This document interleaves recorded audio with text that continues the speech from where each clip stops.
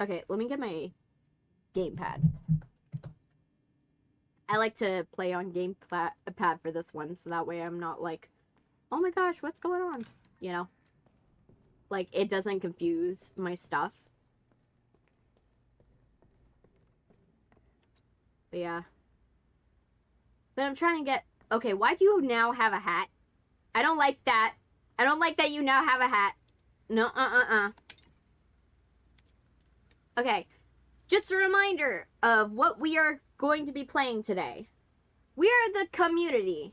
We have been selected to work for us, Mr. Kowalski. We believe the Wild at Heart CEO when he said his team was going to create the perfect game. The most addictive entertainment product of all time. Sadly, so-called life simulator product failed to meet our expectation. It didn't even reach the beta stage. We had to opt for the ultimate reconstructing, also known as the Purge. Now, you, the best cleaner in your area, have the honor of tidying up the place. We are the Communiti, and if you're not with us, we'll make you regret you were even conceived. Okay.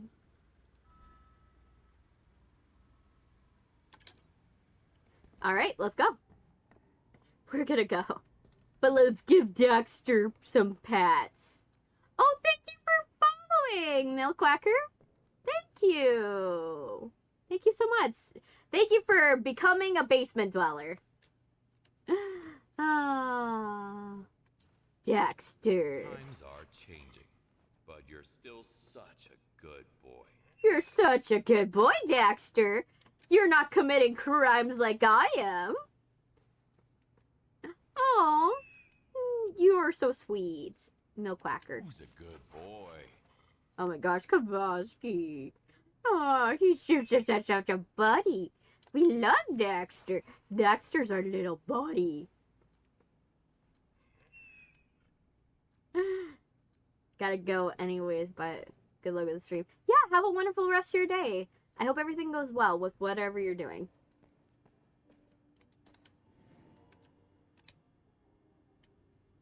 Development hell. Okay, start mission. What?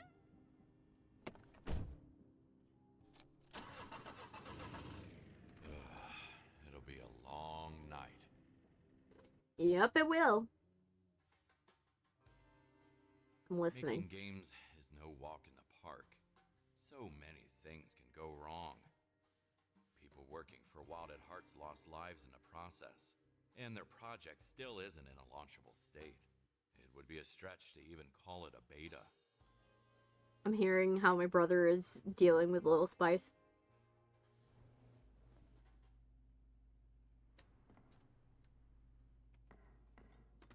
Oh. Little Spice does not like whatever is going on. Not in like a very bad way, but like in a way where he's like, I don't like this. Ooh, let me see what you're saying. Crime scene cleaner. X or 4? I thought the main character died and retired, or vice versa.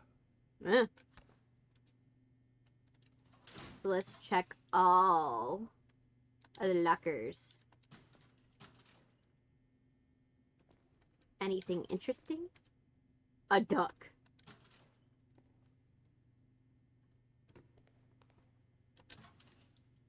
Shoes. Money.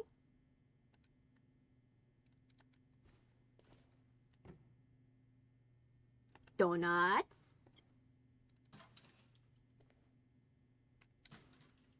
Nope. Nope. Nope. Ooh, someone was getting hammered here. Nice. Okay, so let's check this way. Check the bathrooms. Nobody. Nobody. Great. No one actually died in the bathrooms this time. That's good. Okay, can't go in that door. Okay, let me close all of these because we don't need to. Let's close you, and you. And close you, you. There we go.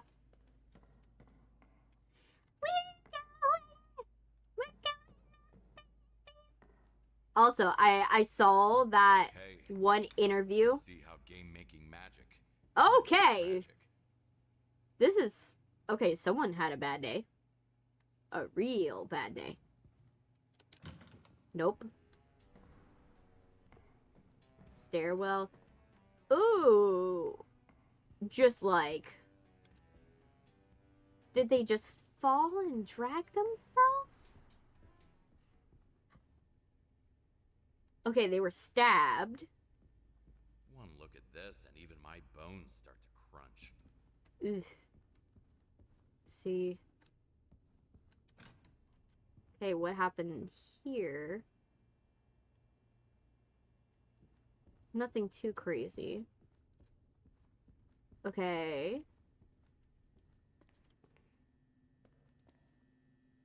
You look fine. You look fine. Okay, so no one died in the bathrooms. Good. That's a good update. That's a good thing. No one died in the bathrooms. Why do I have a feeling someone... There's so many lockers here. I have a feeling one of these is going to be that somebody, like, got shoved into a locker. Why do I have that as a feeling? Oh my gosh! It's a deadly duck! It's a duck with a knife.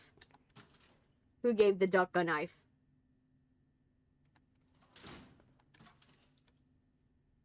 Okay.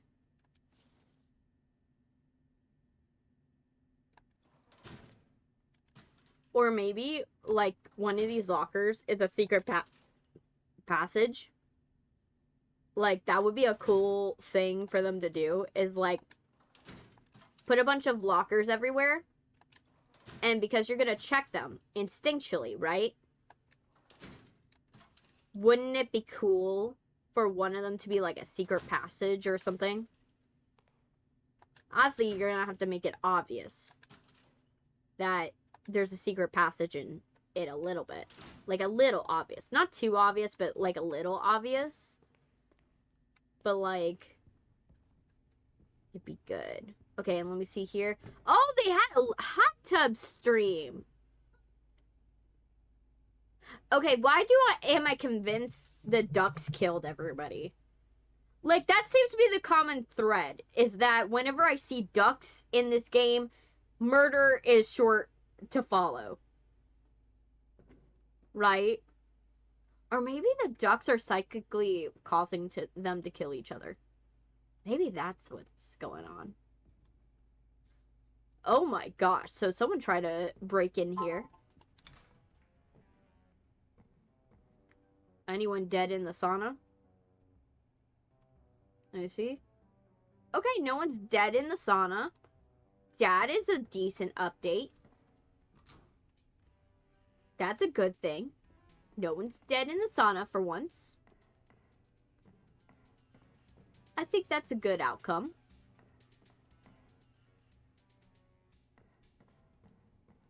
Okay, let's see up here. Okay. Interesting. What is that? A wheel of misfortune? Yep. We will miss you. Brown's prize. I am tired. Random salty sacrifice? Random salary sacrifice? 50% pay reduction? Is this like if you like go and like complain to the boss, they will literally spin this wheel and see like what your fate is? That would be so, like, that would make sense for why she is like that right now. They have her up like that. Okay, now the question is, how am I gonna get in here? Like, I gotta figure out a way to get in here. Fire extinguisher. So I'm guessing I'm gonna have to use the elevator, maybe. Like, that would be the only other way I would think. So let's see how this went. You got stabbed. We're just solving the mystery of who died first. They had at least... I have to say their accommodations weren't bad. When you really think about it, like, their accommodations weren't terrible. Oh, thank you for following! Emmy Ether. Thank you! Oh, I'm hoping you're having a good day.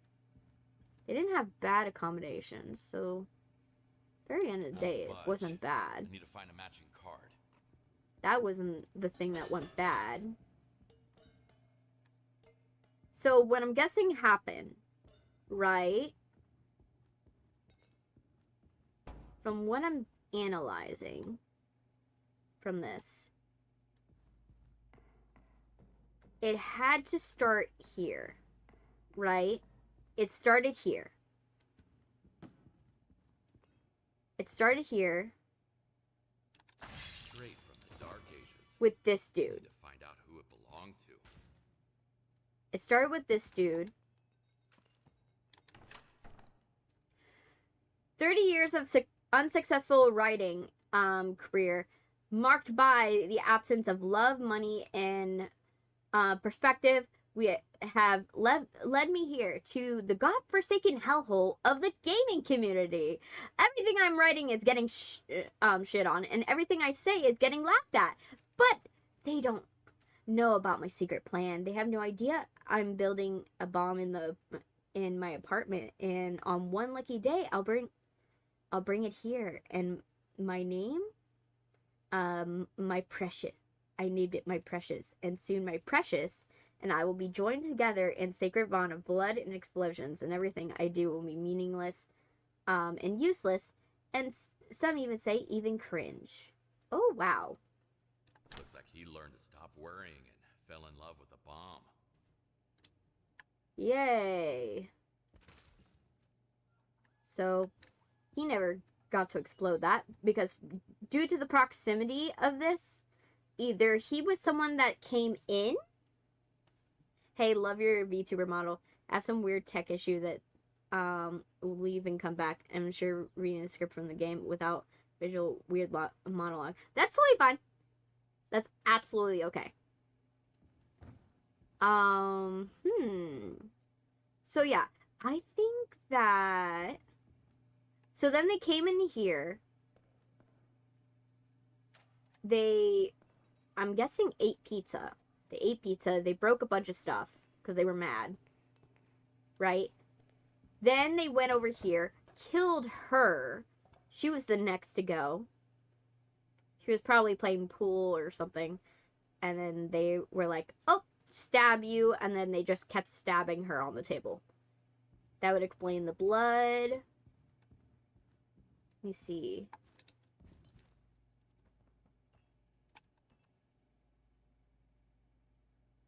Oh. Can I go up here? No, I can't. Okay, so I have to figure out how to get up there. Or...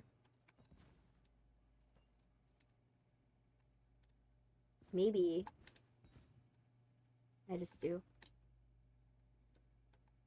Nope. That's not it. Okay. So, after that, they like, oh my gosh, I'm so mad. I'm going on a rampage. So then they go down they do their rampage, right? But I think they start here. They go up first, right? I think they go up, because even though there's no blood indicating, there's blood going down, but there's not blood going up. So that makes me think that, or maybe, no. They started here. They had to have started here. They did CEO. Then they killed everything there. Did this lady, because she was like, I'm the HR rep, and you shouldn't be doing this, and yada, yada, yada. And he was like, yeah, sure. Yeah. As I thought, she's the HR lady. So, he goes and he stabs her with, like, ninja stars. Goes down here, kills the people in here. Then goes all the way down here. He goes down here. Because he pushed someone from the top. They drag themselves over here, but they weren't dead, right? So he needed to strangle them. He needed them to stay put so he can, like, stab them. So what he does is he gets one of these things, lays it on them. The guy's, like, can't really move because his leg is probably hurt, his body's hurting and stuff like that. So he pins him to the ground, then stabs him to finish the job, so that way the guy can't get back up. Then he's done with that guy, so then he goes into here, he breaks down the door. The girl is probably freaking out during the live stream, or can't even hear because she's doing the live stream. So then breaks down the door. It's clear he doesn't use that on her. What he does use on her is that he uses the stuff around here to crush. To go and crush her. And due to the blunt force damage on her head, I presume this hit her. She got hit on the ground. He then hit her again, and that finished her off. Right? That's what I think happened. Now let's go to the elevator to see who is the very, very, very first person. Yeah, I can't open this door. Greg's room. We don't know how to get into that one yet.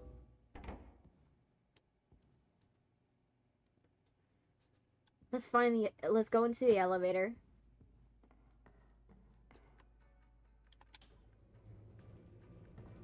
Elevator.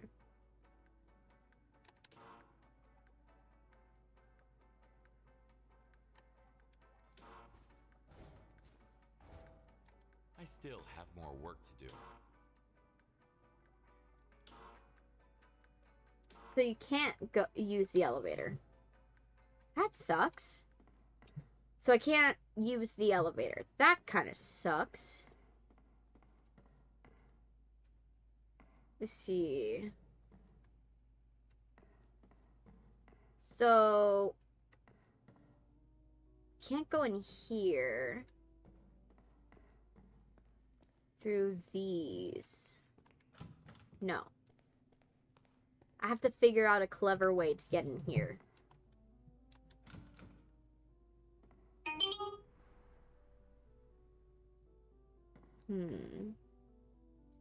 Maybe through the vents? Maybe I'll vent. That's what will happen. But yeah. So far, that's my running theory. That these on the bottom must have been, like, one of the last people. Had to be one of the last.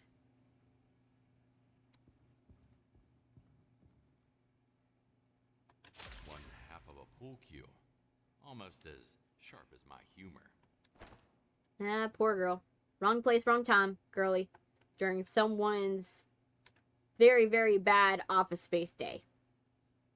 Did you guys watch that movie, Office Space? Stabbed in the heart with a pool cue. To be personal. Or some crazy vampire hunter.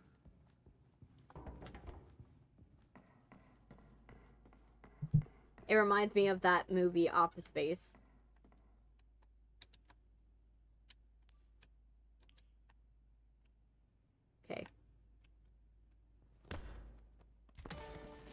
There you go, girly. It's basically like the employees realize that they're not getting paid enough, so then they start going crazy and trashing the office, and like they go on the side of the road and beat a printer to death. Oh, definitely overshot that. And they just go crazy because they're like they're underpaid and overworked. Now, that's one for the books. That's what this reminds me of.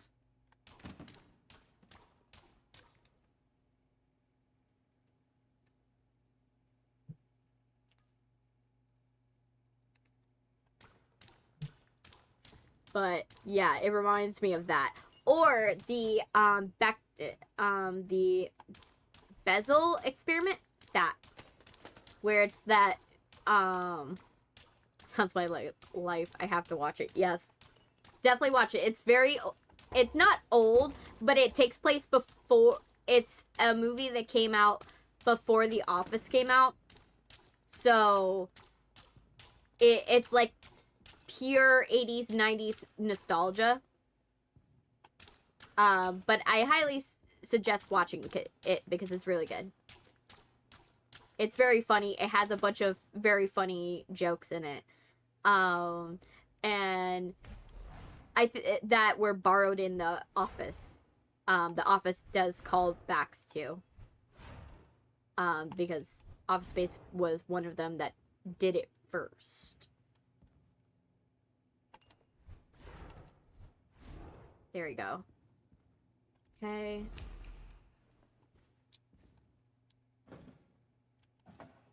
There you go. Now. Okay. I hear Little Spice. He's up to something. That's not good. I hear he's up to something with my sister. It's not a bad thing. It's not always a bad thing.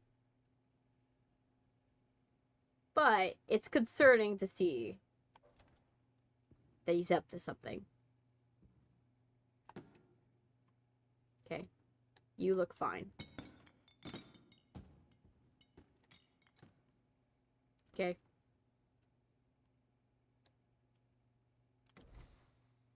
There we go. Sweet. What's the other movie you said? I think it starts with a B. It's like Bezel Experiment or something like that. It's where basically they trap a whole office building together and force them to kill each other in like a battle royale, and only one survives. And it's like, who's gonna get it? You know, who's gonna survive to the end of this battle royale? And so it's like, it's a wild one. Jackie Torrance, lead artist, cat owner, creative, takes courage. Oh, it's a mouse. It's a computer mouse. Okay, that's kind of funny.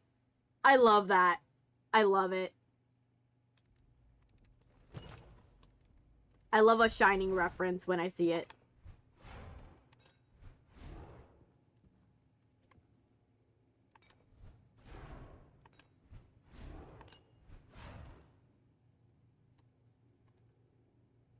Okay.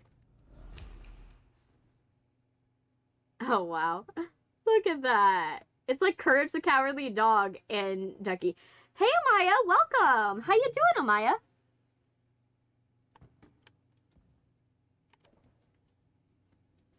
It's totally fine, girly. Half the time I'm late because OBS doesn't want to go and boot up. So trust me, I do not. I don't want... I am not gonna at you for it.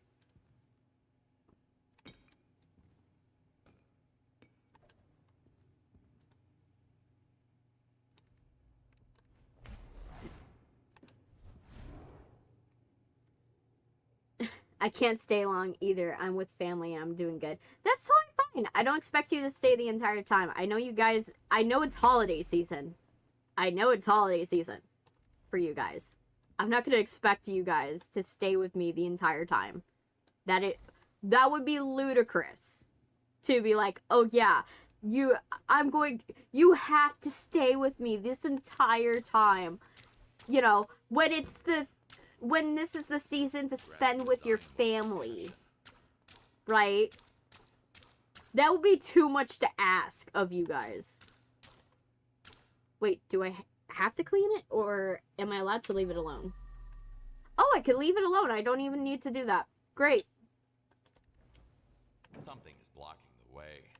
The PC that has to be under the floor. I'll watch this stream off tomorrow. What are you playing this time? I'm playing Crime Scene Cleaner, but we're doing like the last level of Crime Scene Cleaner. So this level is the game devs killed each other. But yeah. But for those of you who are wondering what that movie is, I'll probably drop it in my posts, like what movie it is later, because I don't have a good memory of what it was, of what the name of it. I know it was like Bezel Experiment or something like that.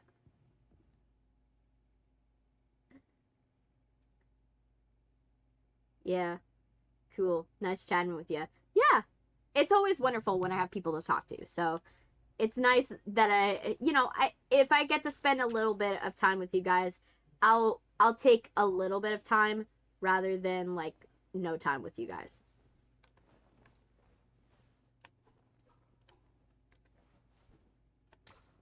But yeah. Yes. Where's my flashlight? There it is. Yes. We are doing that. But yeah, so that's the movies that this reminds me of. Oh my gosh, so much blood. That'd be great. Horror is one of my favorite genres, and I'm looking for good ones. Yeah, there's a lot of good movies out there. Like, Companion was a good one. Terrifier's another one, but it's not for everyone. Terrifier, I have to say with that one, I have a disclaimer that that one is not for everyone. If you're not good with blood and gore, that one's not for you.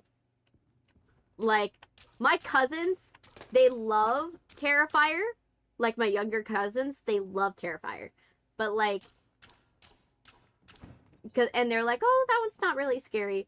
It's very blood and gore. And I'm like, I have other friends that are like, oh my gosh, never again. I cannot get that one scene with the rats out of my mind. You know, there's some movies that are not meant for other people. But yeah. And like I say always, Jennifer's Body is on my top list. Lisa Frankenstein's on that top list. I really, really, really like, let me go to my sponges. That one's on my top list. That one's more of a romantic, like, dark comedy. But, like, Jennifer's Body is, like, very good. I can't, you guys will, I will not stress it enough. If you want a good anime that's a horror anime, Castlevania's really good. Trece is decent. I didn't like that they didn't finish the series, in my opinion. Like, I feel like it wasn't finished. That was the only thing I didn't like about that anime. Another one, there's a Christmas one where Santa murders everybody. I forgot the name. I think it's like when everyone is sleeping. You know, and the guy that plays Hopper from Stranger Things plays Santa. That one's good. That one's pretty good. They make Home Alone-ian traps. Like, there's one kid that the Santa teaches them, okay, so this is how I taught Kevin McAllister to make these traps.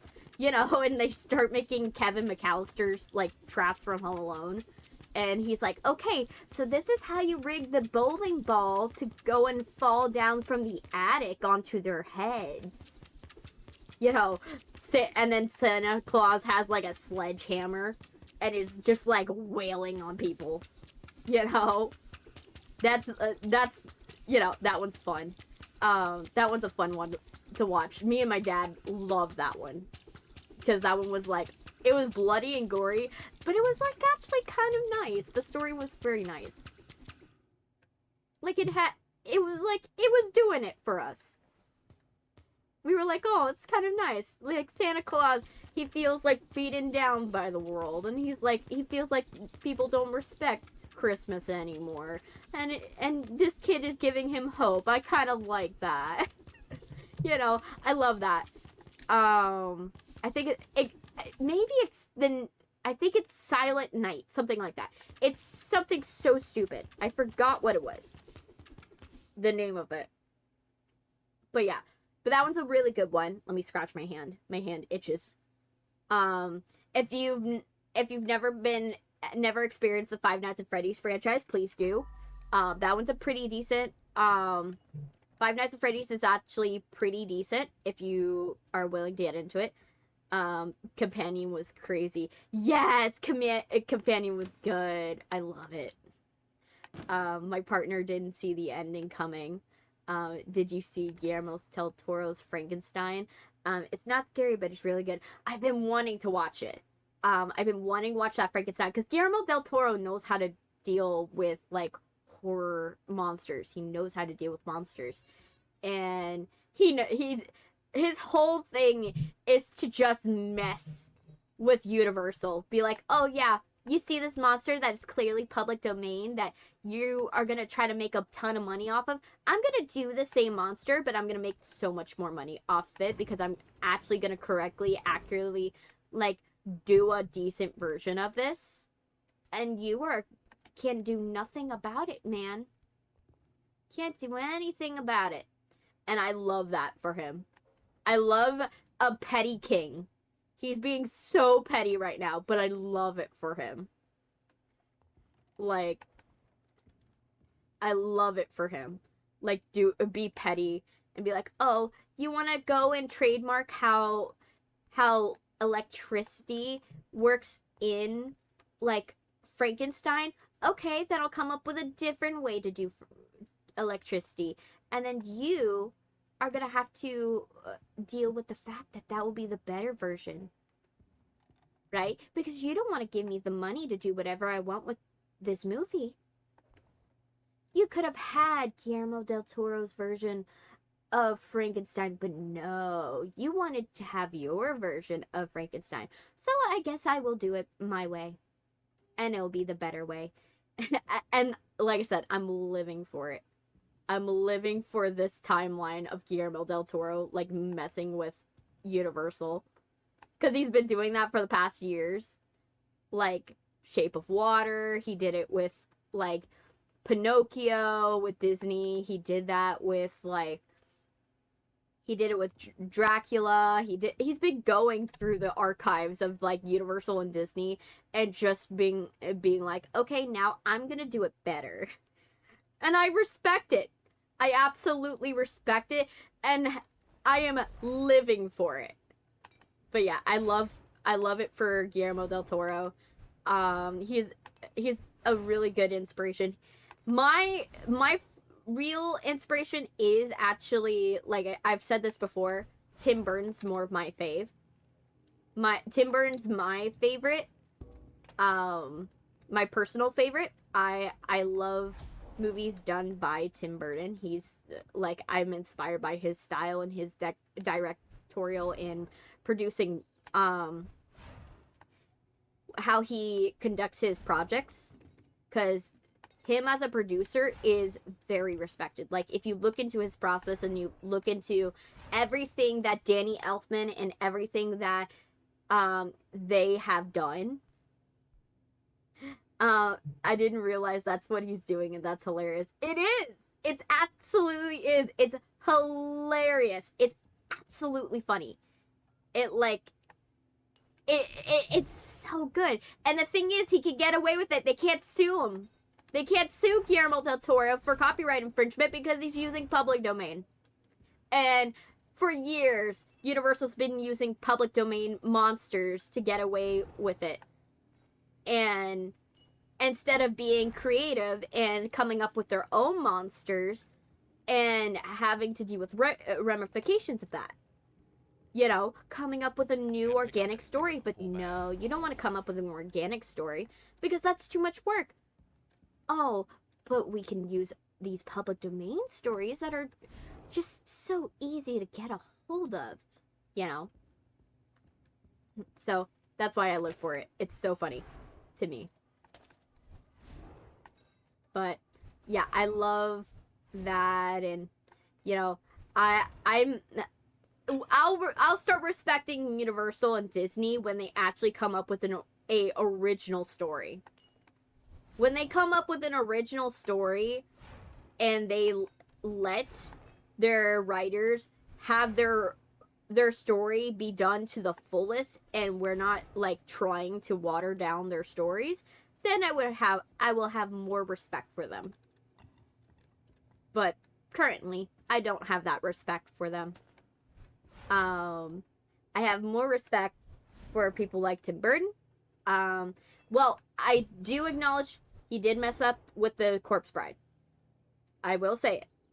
I will say he did mess up the Corpse Bride because that's a classic Jewish folk tale, and he kind of messed up on that one because it got watered down. But he watered down some of the elements of that story. But I can, like I said, I stand behind Tim Burton, not for his creative choices, but for his choices of how he gets the process of how he gets things done. Because, and also, I respect him for the people he chooses to employ.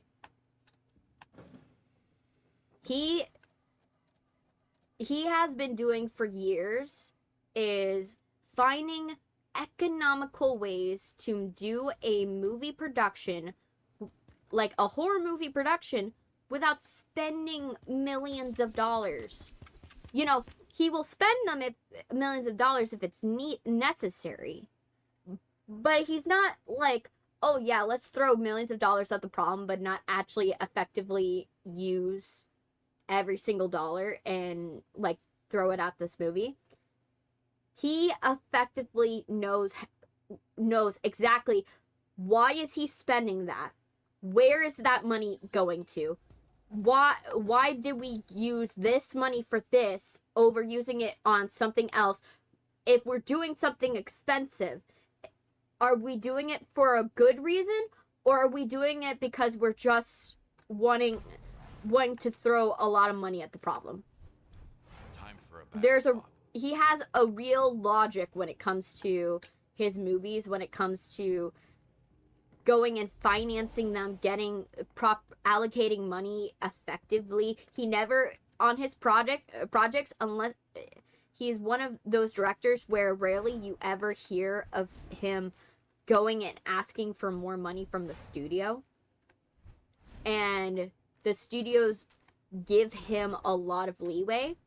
And he actually can do a production on a very low budget. And it will come out like if it's one of these high budget projects. That's why I highly respect Tim Burton. Don't like his creative process. Like, don't like his creative process of, you know, what he chooses. But I can respect it.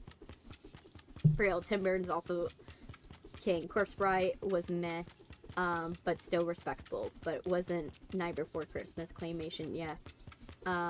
My partner and I are just talking about movies spending millions and why it ruined movie experience. Yeah, Corpse Bride, if you don't know the story, Corpse Bride, the folklore version, is a story of a polyamorous relationship with a ghost. So the ending of the Corpse Bride, Victor's supposed to end up with the ghost and end up with his girl. Because technically he's legally married to both. So in the Jewish folktale, he ends up with the ghost and the girl. And so... But to water it down, they made it to where he ends up with Victoria. But what's supposed to happen is he's supposed to end up with Emily and Victoria. And the deal is that... Yes, read the original folktale. You will be so disappointed. It's so progressive. It's so progressive. It's an old folktale, but it's so progressive for when it came out. Progressive for, you know, what the story was supposed to be. You know, from the original mythology of it. Because it's an actual Jewish folktale. And so what happens is that the same thing starts. Man goes into forest to practice a proposal, for his girlfriend in the woods, right? What happens is he accidentally, that proposal ends up being, you know, honored by the spirits of the forest, and to be married to this ghost that wanders this ghost witch that wanders the forest. In order to not bring hardship and bad luck to the family, they make a deal for him to be married to both the ghost and his wife. And the wife will let him spend half the year with the ghost and half the year with the wife. And so technically, he's married to two women, and the two women know about each other. They're fine with it. They're fine with the fact that you know, technically they're in a three-way marriage. And they're cool with it. You know, that's literally what the corpse bride's supposed to be. You know, like, I'm definitely, like, simplifying it a little bit. Don't get me wrong, I am. But yes, that's how the corpse bride folktale is supposed to be. So, yeah, that's why it's a shame why I say it's a shame that Tim Burton didn't actually do the original folktale, like, to its fullest, because it would have been so cool to do that story. Like, I understand why, from a perspective of, okay, these producers that are my distributors are going to most likely build this as a children's animation.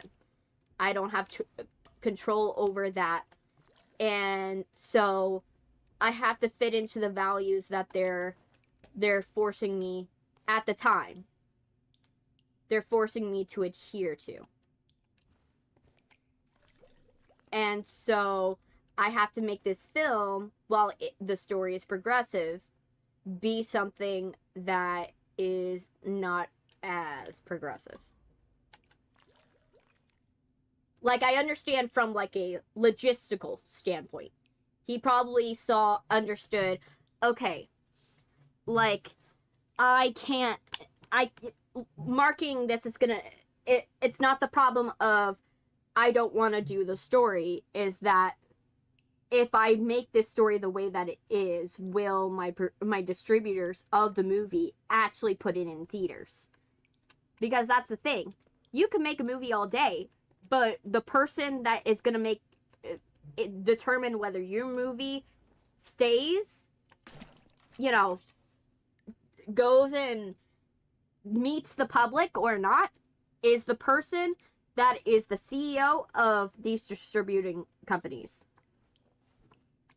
And so, while I can't confirm that's the answer, because I doubt Tim Burton will ever say that that's the answer, I think that was what the answer was, and why, because knowing the culture around what people were thinking about in Hollywood, right, and the type of stories that were allowed during the early 2000s, right, the type of stories that were allowed and type of things that were allowed, I can't imagine that that was probably what happened. Because we're getting... Right now, studios are allowing a lot more stuff because they're realizing there's a lot more public outrage around it. But back then, in the infancy of the internet, they could be as conservative as they were, and there wouldn't be as many consequences. So while I can't confirm it was done because of logistical reasons, I can say that that is my theory on why. So, like I said, I can respect him. I don't know the man personally, so I can't determine if he's a good person or not. That's why I say always, you know, I can't tell you if this person's a real, you know, evil person or not. I couldn't, because I don't know who they are truly. I've never had an experience with them. I've only have theories and knowledge based on stories on what I've heard.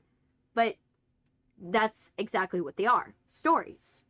And at the end of the day, a person could have 100 million stories spin about them and none of them be true. Or vice versa. They could all be true.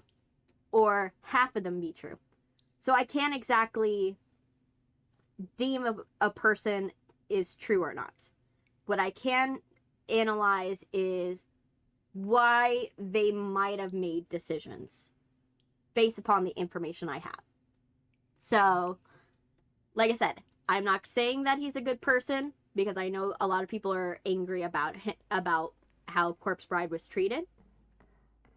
But what I will say is that was the culture around the time logistically. Do I think it was right? No.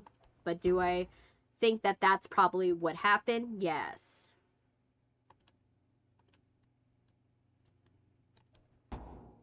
Your theory makes total sense. Yeah. You know, I'm not gonna, like I said, I'm not gonna come to a conclusion that is totally unfounded. You know, because sometimes the simplest answer is usually the real answer.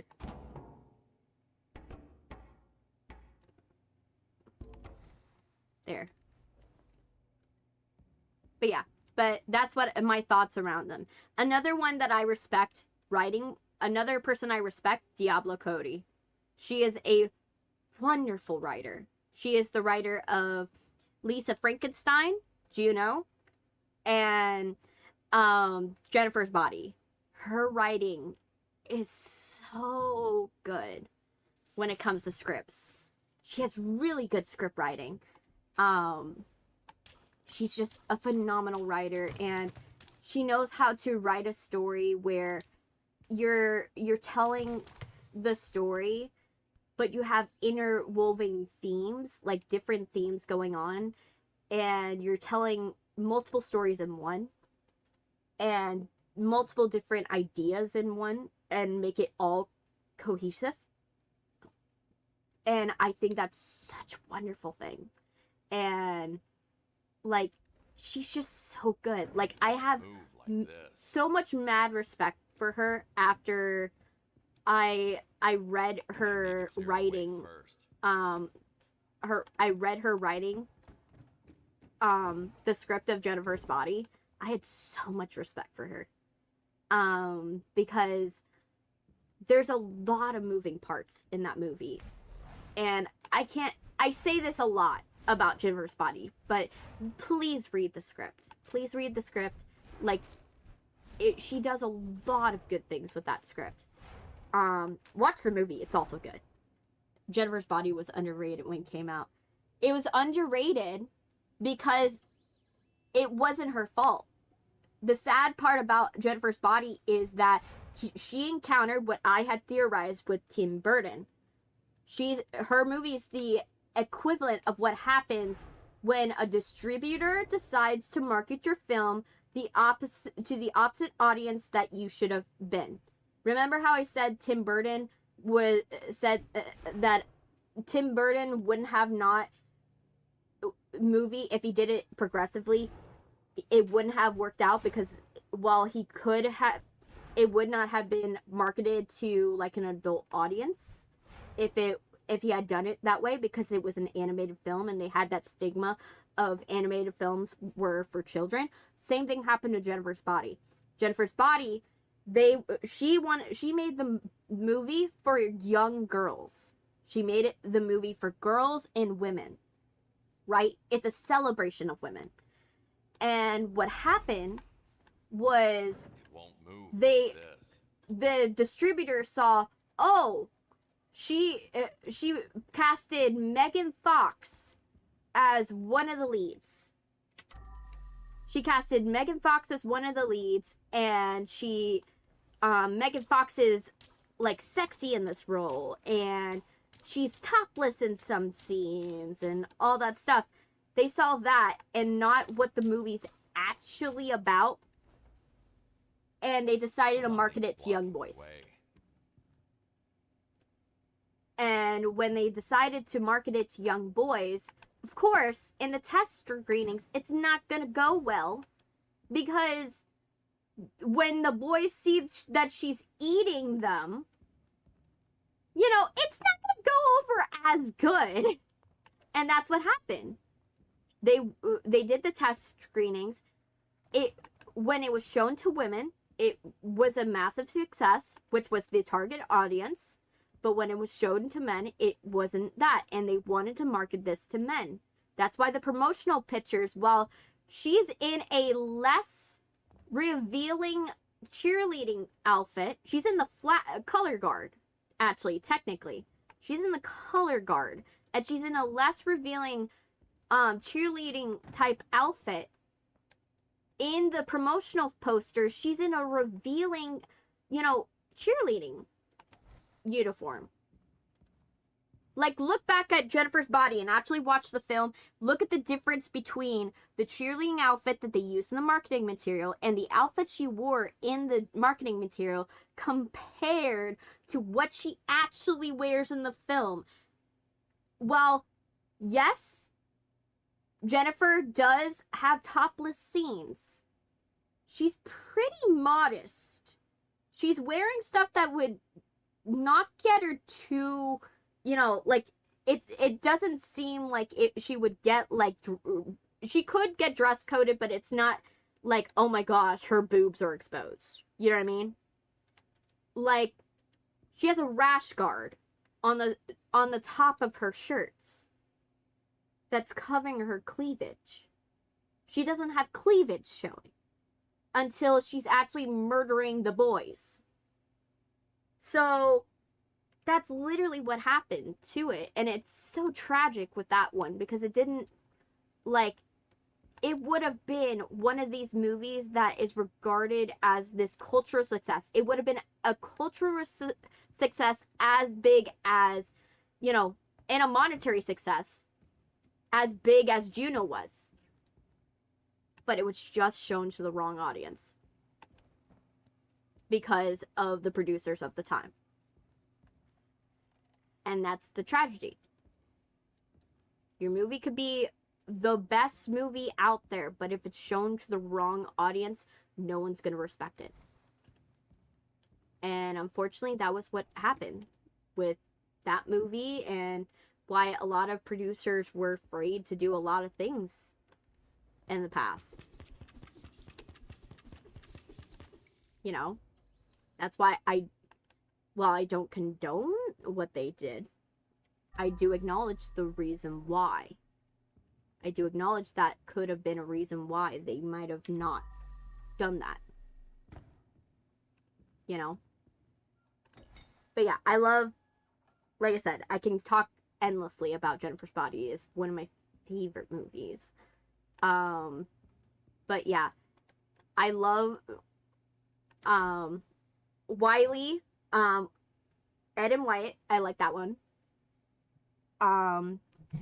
Just, you know, Kevin Peele is so good. Like, Coning and Peele are so good. They're such good people in terms of writing. Like I said, don't know who they are personally, so I can't say if they're good people, but I could say they're really good in the stories they come out with. And I love the decision that they made, and the team that did Wyatt and Wendell made that.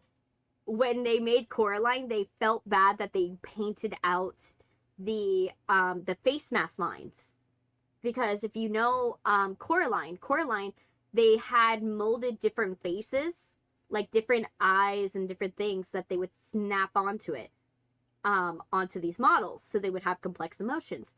But in editing, they had to paint out the lines, and when they look at the film today, they kind of feel bad that they did that, because it's kind of like erasing like the maker's mark, like the glass blown kiss from your own art, because that's something where that was the human touch. You lost the human touch of that piece, and so they felt so bad about it. So for Wyatt and Wendell, they decided to keep the face lines. And I really respect that.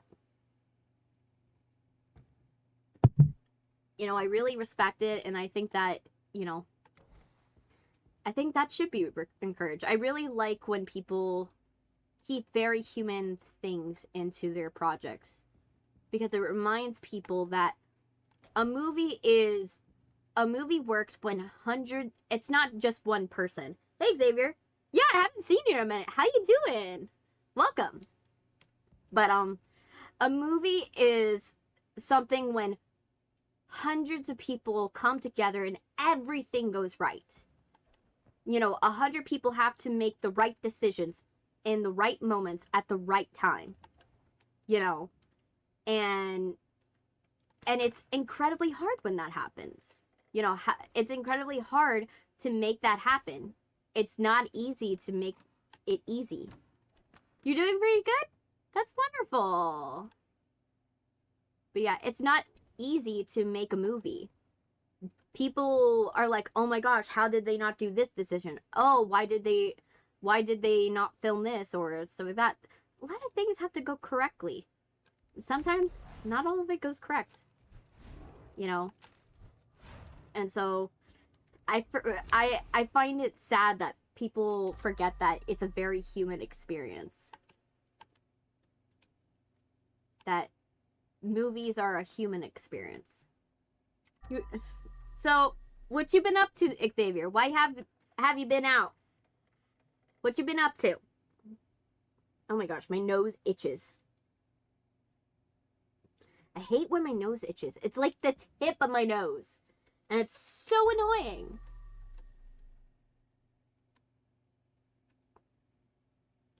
I heard it's like from like stress. Like if you get like stressed out or like you like are like not or like if you're anxious, your nose will start itching like that, where on the tip of your nose, and it's like a stress response. I heard that. But I'm like, oh, why does it want to itch? I don't like that it's itching. Can my nose not itch? Can it not? Can I just have a nose that doesn't itch? But yeah, so like I said, you know, movies are like 100 million people have to make the right choice, and if 100 million people don't make the right choice at the right times, you lose money. And it's so hard to get so many people and so many things to go right in one go. It's a very, like I tell you, it's a hard task to make movies. It's a lot harder than a lot of people think. It's really hard to have people be absolutely perfect for every job that everyone did.